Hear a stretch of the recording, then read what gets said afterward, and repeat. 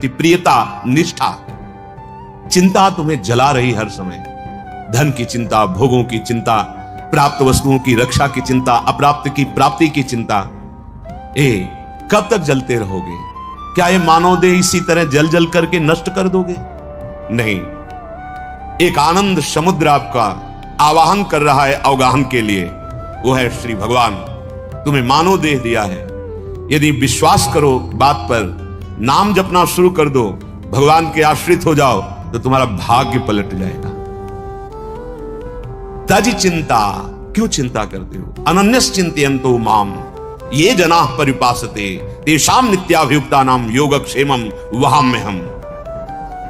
गोस्वामी जी, तुलसीदास जी के, जब मैं राम का नहीं था तो दरवाजे से भगा दिया जाता था, भूखा खड़ा रहता तो कहते थे इतना भागी है कि जो इसका थोड़ा भी सेवा या संग करेगा उसका नाश हो जाएगा। जन्मते ही मां को मार दिया, सेवा में धाय मां थी वो भी मर गई, पिता ने भी त्याग दिया था। गोस्वामी जी के, जब सम्राट ने ताज उतार के रखा तो ऐसे देखा कि जब राम का नहीं था तो कौरा नहीं मिलता था, आज राम का हूं तो बादशाह ताज उतार के रखता है। और ये तो बहुत छोटी बात हुई, अखिल ब्रह्मांडों का बादशाह स्वयं सेवक बना। जाओ शयन करते थे जिस कुटिया पे, हर दरवाजे पर राम लक्ष्मण भरत शत्रुघ्न का पहरा रहता, स्वामी सेवक बनकर खड़ा हुआ। सुमिर पवन सुत पावन नामू अपने बस करी राखे रामू। अरे तुम किनके अंश हो? तुम कौन हो? क्यों चिंता में जल रहे हो? क्यों क्षुद्र भोगों में पापाचरण करके अपना नाश कर रहे हो? अये अविनाशी, तू सच्चिदानंद सुखमय है, तुझे कभी ये पार्थिव प्राकृतिक सुख शांति कभी नहीं दे सकते, कभी तू आनंदित नहीं हो सकता। बहुत जन्मों से भटक रहा है, छोड़ चिंता और चिंतामणि श्री हरि के नाम का चिंतन कर। गोस्वामी जी कह रहे, पायो नाम चारु चिंतामणि अब उर करते न खसई हो, अब लो नसानी अब ना नशई हो। मुझे चिंतामणि मिल गई। चिंतामणि का प्रभाव क्या होता है? जो सोचो वही हो जाए। क्या चिंतामणि मिल गई? बोले नाम, नाम रूपी। पायो नाम चारु चिंतामणि उर करते न खसे। हृदय रूपी हाथ से अभी चिंतामणि जाने नहीं देंगे, अर्थात रात दिन हमारी श्वास श्वास पे नाम चलेगा। भाग्य मिट जाएंगे, जो अशुभ भाग्य है पक्का। हर परिस्थिति आनंद उमगन में व्यतीत होती है उनकी जो भगवान के आश्रित होते हैं। सच्ची मानिए, सुरपति नरपति लोकपति जिनके भावे घास रहे परम आनंद में तज सबही की आस, क्योंकि हृदय में वो आनंद प्रकट हो गया जिस आनंद की खोज हम बाहर विषयों में कर रहे थे। यदि आप नाम लेने लगे तो देखो नाम का कैसा प्रभाव है। जैसे किसी का नाम माधव, माधव तो जितनों का नाम माधव होगा काम खड़े हो जाएंगे। कौन बोले? चलो वो तो अल्पज्ञ है, उसकी श्रवणेन्द्री पता नहीं सुने कि ना सुने। हम पुकारते हैं राधा माधव, तो जो राधा माधव हैं वो सर्वज्ञ हैं, तुम्हारे हृदय में बैठे उसी समय सुन रहे हैं, उसी समय सुन रहे हैं, एक एक नाम तुम्हारा सुन रहे हैं। व्यर्थ नहीं जाएगा, अविनाशी बैंक में जमा हो रहा है। और ऐसे समय काम आएगा जब कोई काम नहीं आता। विश्वास मान लीजिए। भगवत प्रेम बिरला, कोई करोड़ों भक्तों में कोई बिरला, लाखों लोगों में तो कोई भक्त होता है, और करोड़ों भक्तों में किसी के हृदय में भगवत प्रेम की पिपासा जागृत होती है। भगवान का प्रेम बड़ा दुर्लभ वस्तु है। आराधना होती है, भगवान से अनुकूलता की मांग होती है, विषय भोगों की मांग होती है, लोक परलोक की आकांक्षा होती है, ये तो ठीक है। भगवान से प्रेम करना ये बहुत कठिन बात है। किसी बिरले महापुरुष के हृदय में प्रेम प्रकाशित होता है, और जब प्रकाशित होता है तो फिर ऐसा आनंद का उन्माद होता है कि वो लोक बाह्य हो जाता है। संसार की समझ, संसार की पहुंच से वो बाहर हो जाता है। महाप्रभु चैतन्य देव तो प्रेमावतार ही है, वो कोई जीव थोड़ी है कि प्रकट होकर साधना की तो उनके हृदय में कृष्ण प्रेम जागृत हुआ। ऐसा नहीं, कृष्ण प्रेम ही मूर्तिमान चैतन्य महाप्रभु के रूप में है। जिसके हृदय में भगवत प्रेम उत्पन्न हो गया, उसे फिर संसारी बातें अच्छी नहीं लगती। जैसे जिसकी जिह्वा मिश्री का स्वाद चख ले, गुड़ के सीरा चाटने की इच्छा नहीं होती। ये संसार, ये भोगानंद, जब तक भगवदानंद नहीं मिलता तभी तक अच्छा लगता है। स्थायी भगवत प्रेम होने पर मनुष्य सचमुच आनंद में पागल बन जाता है। इतना आनंद भगवान के प्रेम में कि आनंद में पागल बन जाता है। जैसे लोग भोगों में पागल हैं आनंद के लिए, पर आनंद भोगों में है नहीं, इसलिए दुर्गति हो रही है। अगर आनंद की वास्तविक अनुभूति करनी है तो श्री भगवान में है। खूब नाम जप करो, भगवत लीला चरित्र सुनो, पवित्र आचरण, भगवान की शरण में, तो धीरे धीरे विषय प्रियता का नाश, पापों का नाश, हृदय का निर्मल होना, फिर भगवद आनंद। और प्रेम तो इससे भी ऊंची बात है। जिसके हृदय में प्रेम प्राप्त होता है, प्रेम प्रकट होता है, सचमुच सचमुच वो आनंद में पागल बन जाता है। उसे इस बाह्य संसार का होश ही नहीं रहता। जिन्हें किन्हीं महापुरुष की कृपा से या किसी पुण्य स्थान के प्रभाव से क्षण भर के लिए भी प्रेमावेश हो जाता है, वह तो वास्तव में प्रेम की झलक है। जैसे पर्वत के शिखर के ऊपर बने हुए मंदिर की किंचन मात्र धुंधली सी चोटी देखकर कोसों दूर से कोई पथिक आनंद में उन्मत्त होकर नृत्य करने लगे कि हम तो पहुंच गए, नहीं अभी बहुत दूर है, वो ऊंचाई पर है, इसलिए ऐसा लगता है हम नजदीक आ गए। उसी दशा जो भगवत प्रेम की है, अगर कहीं भगवान की चर्चा सुनते हुए या भगवान की कोई करुण प्रसंग सुनते हुए थोड़ी देर के लिए रोना आ जाए, तो ऐसा ना समझे कि प्रेम आ गया। वो सात्विक सतोगुण भाव है, अभी प्रेम नहीं है। क्योंकि जब प्रेम प्रकट होगा तो कभी घटेगा नहीं। छिनई चढ़े छिन उतरे, सो तो प्रेम न होई, अघट प्रेम पिंजर बसे, प्रेम कहावे सोई। छिनई घटे छिन बढ़े, थोड़ी देर भगवद आनंद में हम रो रहे हैं, फिर विषय आनंद, ये अभी प्रेम नहीं है। प्रेम प्रतिक्षण वर्धमानम, प्रेम प्रतिक्षण बढ़ता है, घटता नहीं। छिनई घटे छिन बढ़े, सो तो प्रेम न हो। प्रेम कामना रहितम, कोई कामना नहीं हृदय में रह जाती। प्रेम सूक्ष्मतरम, बड़ा सूक्ष्म है। प्रेम अनुभव स्वरूपम, ये केवल अनुभव से ही जाना जा सकता है। प्रेम अनिर्वचनीयम, प्रेम वाणी के द्वारा वर्णन नहीं किया जा सकता। वास्तव में प्रेमी की स्थिति तो सदा एक ही रस रहती है।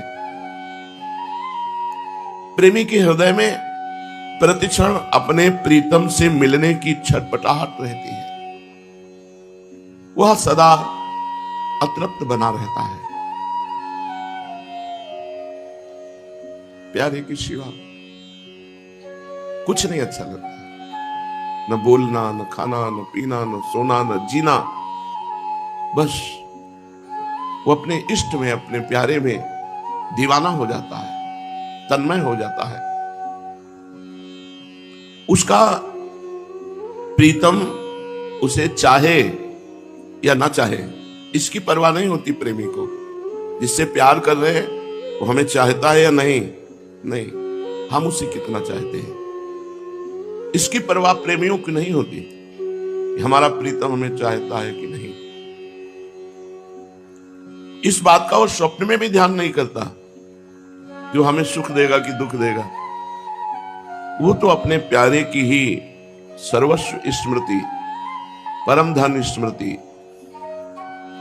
बस अधीर बना रहता है। आंखों से आंसू और अपने प्यारे का चिंतन, दो ही काम रह जाते हैं। इक अंगी बिनु कारण ही, इक रस सदा समान, समर्थ प्रेम का स्वरूप है। इक अंगी, अपनी तरफ से केवल, सामने से प्रेम हो रहा है हमारे लिए कि नहीं, इससे कोई मतलब हमारा नहीं। हम उन्हें प्राणपन से प्यार कर रहे हैं। इक अंगी बिनु कारण ही, क्यों प्यार कर रहे हैं? प्यार के लिए प्यार कर रहे हैं, कोई कारण नहीं है। इक रस सदा समान, तो वो सदा एक रस रहता है। गनय प्रिय ही सर्वस्व जो सोई प्रेम प्रमाण, जो केवल अपने प्रीतम की स्मृति में ही डूबा है, और कोई चाह नहीं, कोई प्रत्युत्तर नहीं। बोले इसे प्रेम कहते हैं। एक अंगी अपनी तरफ से बिनु कारण, बिना किसी कारण के, निमित्त के बिना, एक रस सदा समान, एक रस सदा समान भाव से अपने प्रीतम की याद में डूबा हुआ है। महाप्रभु चैतन्य देव का प्रेम ऐसा ही था। उनकी हृदय कंदरा से जो भक्ति भाव का भव्य स्रोत उदित हो गया, वो फिर कभी घटा नहीं, उत्तरोत्तर बढ़ता ही गया।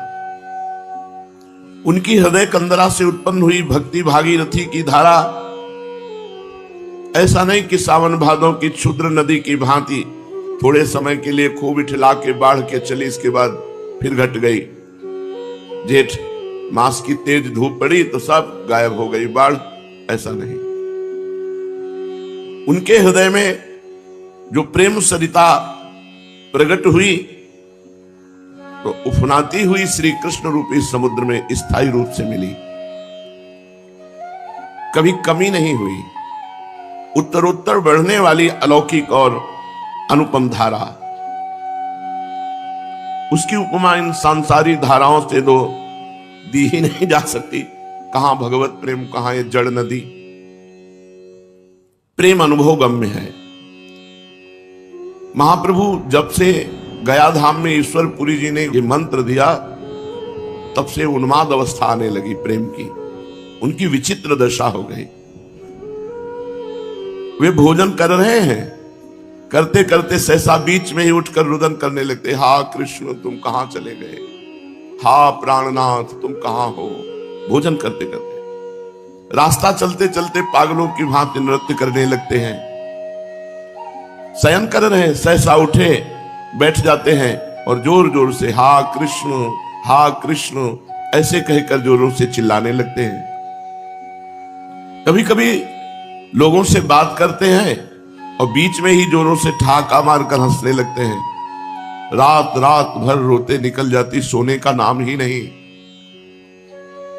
लंबी लंबी सांसें लेते रहते, अधीर होकर अत्यंत विरही की भांति हिचकियां भरते रहते और उनके नेत्रों से इतना अश्रुजल निकलता कि संपूर्ण वस्त्र गीले हो जाते। विष्णु प्रिया जी इनकी ऐसी दशा देखकर भयभीत हो जाती और जाकर अपनी सास से, सची माता से सब बातें कहती कि पूरी रात हो गई, 1 मिनट सोना नहीं, हा कृष्ण। सची माता पुत्र की दशा देखकर दुख से कातर होकर रुदन करने लगती। सभी देवताओं को, देवियों को मनाती कि मेरे निमाई ये होश में हो जाए, पता नहीं क्या इनको हो गया, हर समय हा कृष्ण।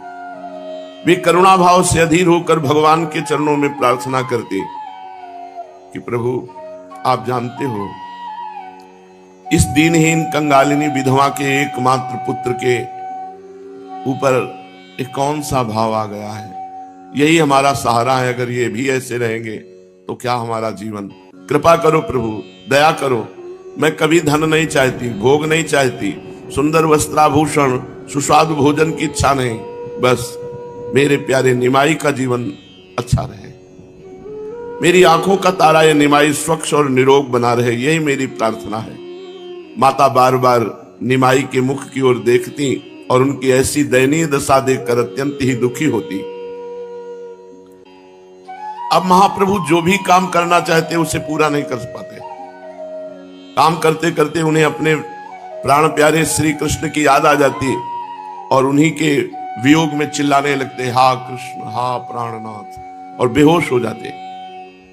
ठीक ठीक कोई कार्य न कर पाना, भोजन भी नहीं कर पाते, स्नान संध्या पूजा ये सब बंद हो गए। कृष्णाकार वृत्ति, मुख से निरंतर श्री कृष्ण के मधुर नामों का ही अपने आप उच्चारण होता रहता है। किसी की बात का उत्तर भी देते हैं उसमें भगवान की अलौकिक लीलाओं का वर्णन करते हुए। किसी से बातें करते हैं तो केवल श्री कृष्ण के ही संबंध की, अर्थात वे श्री कृष्ण के सिवा कुछ जानते ही नहीं। श्री कृष्ण ही उनके प्राण हैं, श्री कृष्ण ही उनके धन है, श्री कृष्ण ही उनके सर्वस्व हैं। उनके लिए संसार में अब श्री कृष्ण के अतिरिक्त और कुछ है ही नहीं। महाप्रभु के जो विद्यार्थी जन थे, जब सुना कि गुरुजी गया धाम की यात्रा करके लौट आए, तो एक एक करके महाप्रभु के घर आने लगे, पाठशाला में चलकर पढ़ाने की प्रार्थना करने लगे। सबके बहुत आग्रह करने पर प्रभु पाठशाला में पढ़ाने के निमित्त गए, किंतु पढ़ावें क्या, मानो सब शास्त्र एकदम भूल गए हो, बस कृष्ण नाम ही याद रह गया हो। पाठशाला में गए तो श्री कृष्ण नाम कीर्तन शुरू कर दिया। विद्यार्थी सोचते शायद मंगल श्री कृष्ण नाम से कर रहे हो, इसके बाद मंगलाचरण के बाद पढ़ाएं, बस यही पढ़ाई रह गई। कृष्ण कृष्ण कृष्ण कृष्ण कृष्ण कृष्ण कृष्ण है। उन्मत्त होकर कभी नृत्य करते, कभी गान करते, कभी रुदन करते। श्री कृष्ण का नाम ही एकमात्र सार है भैया, पढ़ने लिखने में कुछ नहीं रखा। महाप्रभु कहने लगते, कीर्तन हुआ, कहने लगे भैया इन शास्त्रों के पढ़ने लिखने में कुछ नहीं रखा, श्री कृष्ण का ही नाम एकमात्र सार है, मधुराति मधुर है, उसी का पान करो। इन लौकिक शास्त्रों से क्या अभीष्ट सिद्ध होगा? प्राणी मात्र के आश्रय स्थान तो श्री कृष्ण ही है। संसार की सृष्टि, संसार का पालन और संसार का नाश एकमात्र श्री कृष्ण की इच्छा से होता है। श्री कृष्ण आनंद के धाम हैं, सुख स्वरूप है। उनके गुणों का आर्त होकर गान करते रहना मनुष्यों का परम पुरुषार्थ है। इतना कहते कहते महाप्रभु रो पड़ते और उच्च स्वर से कृष्ण नाम उच्चारण करते। इन बातों को श्रवण करके कुछ विद्यार्थी तो आनंद सागर में निमग्न हो गए। वे तो बाह्य ज्ञान शून्य होकर परमानंद का अनुभव न करने लगे, और कुछ जो किताबी ज्ञान रखने वाले थे, भट्टाचार्य और शास्त्री बनना चाहते थे, जिनके जीवन का एकमात्र चरम लक्ष्य था विद्वान बनना, समाज प्रिय बनना, वे कहने लगे गुरुजी आप ये क्या बातें कर रहे हैं, आप वो पढ़ाइए जो पहले पढ़ाते थे, हमें इन बातों से क्या प्रयोजन, हमें तो हमारा पाठ्य पुस्तक का पाठ पढ़ाइए। हम यहां पाठशाला में भक्ति तत्व की शिक्षा लेने के लिए नहीं आए हैं, हमें तो व्याकरण, अलंकार, न्याय आदि पुस्तकों के पाठकों को पढ़ाइए। जो पुस्तकों के पाठ है तो हम पाठक हैं, हमें वो पढ़ाइए। विद्यार्थियों की ऐसी बातें सुनकर महाप्रभु ने कहा भाई आज हमारा स्वास्थ्य ठीक नहीं है, आप लोग अपना अपना पाठ बंद रख कर दीजिए, पुस्तकों को बांध कर रख दीजिए, आज चलो हमारे साथ गंगा स्नान करने, कल पाठ करवाएंगे। इतना सुनते ही सब विद्यार्थी अपनी अपनी पुस्तकें बांध दी और प्रभु के साथ गंगा स्नान के निमित्त चल दिए। गंगा जी पर पहुंचकर बहुत देर तक जल विहार होता रहा। रात्रि हो जाने पर प्रभु लौटकर घर आए और विद्यार्थी अपने अपने स्थानों को चले गए। दूसरे दिन महाप्रभु फिर पाठशाला में पहुंचे। जब प्रभु गुरु आसन पर आसीन हो गए तो विद्यार्थियों ने अपनी अपनी पुस्तकों में से प्रश्न पूछना आरंभ किया। कोई विद्यार्थी पूछता सिद्ध वर्णों सामान्य बताइए। महाप्रभु बोले नारायण श्री कृष्ण ही सब वर्णों में सिद्ध वर्ण है। कोई पूछता वर्णों की सिद्धि किस प्रकार से होती है? महाप्रभु उत्तर देते श्री कृष्ण की दृष्टि मात्र से ही सब वर्ण सिद्ध हो जाते हैं। भगवदाकार उत्तर, केवल भगवदाकार। ऐसा उत्तर सुनकर कोई कोई विद्यार्थी कहता कि ये भक्ति भाव की बातें छोड़िए, जो ठीक बात शास्त्र में लिखी वो बताइए। महाप्रभु कहते ठीक बात तो यही है कि प्रतिक्षण श्री कृष्ण नाम का ही संकीर्तन करते रहना चाहिए। ये सुनकर सभी विद्यार्थी एक दूसरे की ओर, मुख की ओर देखने लगते। कोई तो चकित होकर महाप्रभु के श्रीमुख की ओर देखने लगता, कोई कोई धीरे से कह देता दिमाग में गर्मी चढ़ गई है, दूसरा उसे धीरे से धक्का देकर कहता नहीं ऐसा मत कहो। प्रभु अब जो उत्तर देते हो श्री कृष्ण परख उत्तर देते। बड़े बड़े विद्यार्थी कहने लगे आप ये तो ना जाने कहां की व्याख्या कर रहे हैं, शास्त्र में तो ऐसी व्याख्या नहीं लिखी। महाप्रभु उत्तर देते मैं शास्त्रों का सार बता रहा हूं, किसी भी पंडित से जाकर पूछा हो, वह सर्व शास्त्रों का सार श्री कृष्ण के चरण कमल की प्राप्ति ही बताएगा। विद्यार्थी बेचारे इनकी अलौकिक बातों का उत्तर दे ही क्या सकते थे।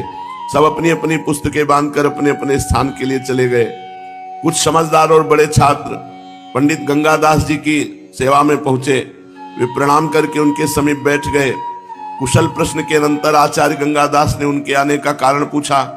दुखी होकर उन लोगों ने कहा, महाराज जी हम क्या बतावें, हमारे गुरुजी जब से गया से लौट के आए हैं उनकी विचित्र दशा हो गई है।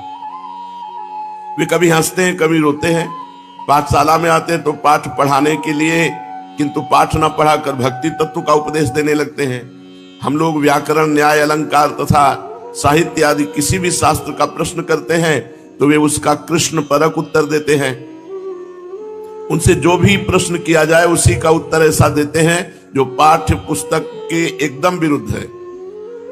और पता नहीं क्या हो गया, कभी कभी पढ़ाते पढ़ाते रोने लगते हैं और कभी जोर से हा कृष्ण प्यारे, हा प्यारे, हा प्राण वल्लभ, पाहिमाम राधा वल्लभ, रक्षा करो रक्षा करो, ऐसा पुकारने लगते हैं।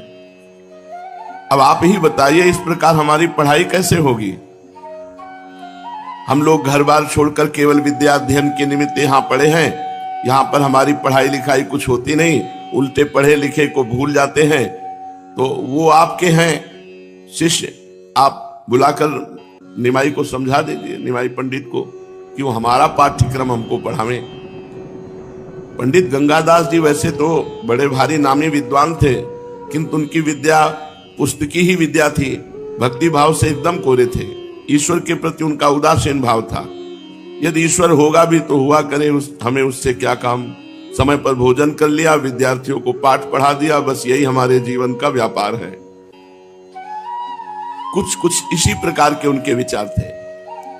महाप्रभु के भक्त हो जाने की बात सुनकर वो ठहाका मारकर हंसने लगे और विद्यार्थियों से कहने लगे, हाँ सुना तो है मैंने भी कि निमाई अब भक्त बन गए हैं। पंडित होकर उन पर यह क्या भूत सवार हो गया है। ब्राह्मण पंडित को तो निरंतर शास्त्रों के अध्ययन अध्यापन में ही लगे रहना चाहिए। खैर, अब तुम लोग अपने अपने स्थानों को जाओ, कल उसे मेरे पास भेज देना, मैं उन्हें समझा दूंगा। मेरी बात को वो कभी नहीं टालते। इतना सुनकर विद्यार्थी अपने अपने स्थानों पर चले गए। दूसरे दिन प्रभु से विद्यार्थियों ने कहा, आचार्य गंगादास जी ने आपको अपने यहां बुलाया है, आगे आपकी इच्छा है, आज जाइए या फिर किसी दिन हो आइए। आचार्य गंगादास जी का बुलावा सुनकर प्रभु उसी समय 2-4 विद्यार्थियों को साथ लेकर उनके स्थान पर पहुंचे। वहां जाकर प्रभु ने अपने विद्या गुरु के चरणों की वंदना की। गंगादास जी ने भी उनका पुत्र की भांति आलिंगन किया और बैठने के लिए एक आसन की ओर संकेत किया। आचार्य की आज्ञा पाकर उनके बतलाए हुए आसन पर महाप्रभु बैठ गए। प्रभु के बैठ जाने पर साथ के विद्यार्थी भी पीछे एक ओर हटकर पाठशाला की बिछी हुई चटाइयों पर बैठ गए।